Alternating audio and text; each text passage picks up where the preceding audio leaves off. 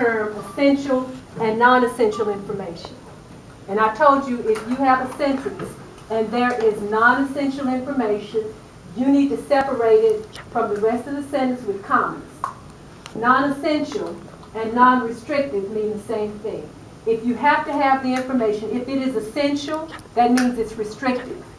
And you don't separate it with the comma. So you have to have that information in the sentence for it to make sense. You with me? Yeah. All right.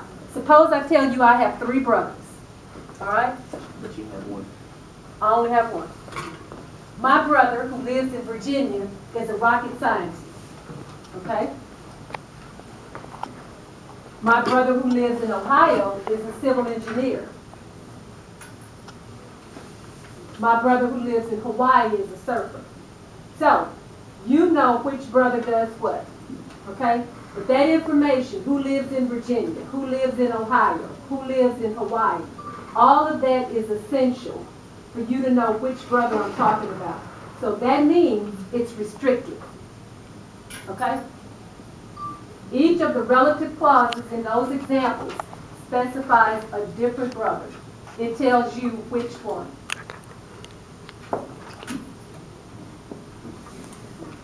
That makes it a restricted clause. And a restricted clause that cannot be omitted from a sentence without affecting the basic meaning of the sentence should not be set off by commas. Don't put any commas in it at all. All right? So go ahead now and take a moment and you write down what you think the definition is of a restricted clause.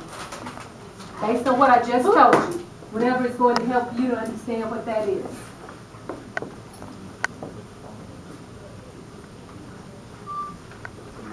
Keep recording. Yeah, keep going. And you can show the class.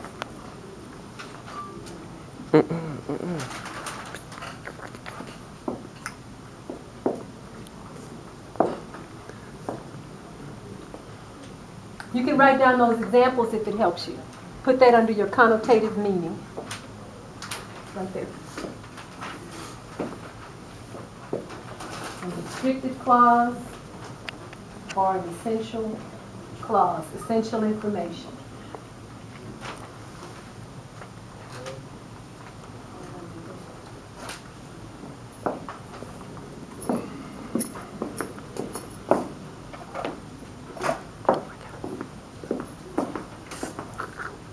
Okay, you ready to move on?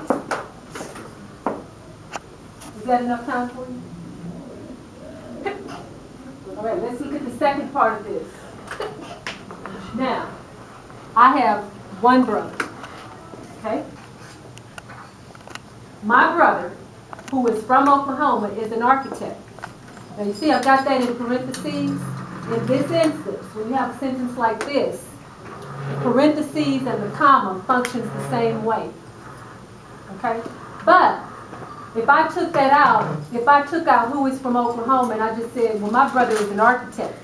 Well, y'all tell you know what I'm talking about because I only have one brother, right? So you know exactly who I'm talking about. So that means that this is really non-essential information. You don't have to have it. It's non-restricted. Does that make sense? And you got to have those commas. So I would write it like that.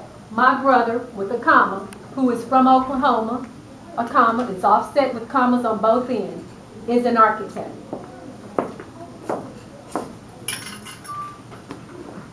Each clause is separated by commas.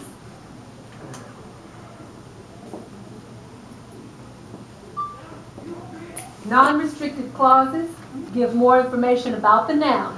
So in other words, they tell more about the same thing, the same topic. And the comma, as I just told you, functions as parentheses. Either one would be correct.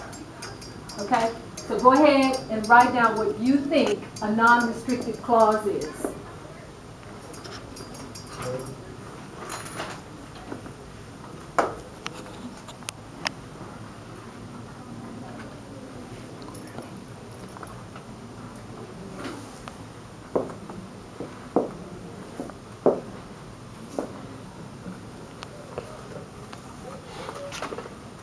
Okay?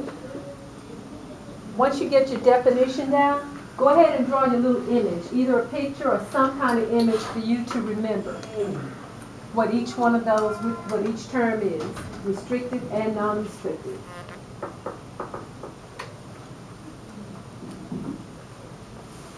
When we come back from Christmas break, we will see these terms again because we'll go through steps 4 through 6. And I do have it posted on the wall up there. It's smaller than the rest, but restricted and non-restricted clauses.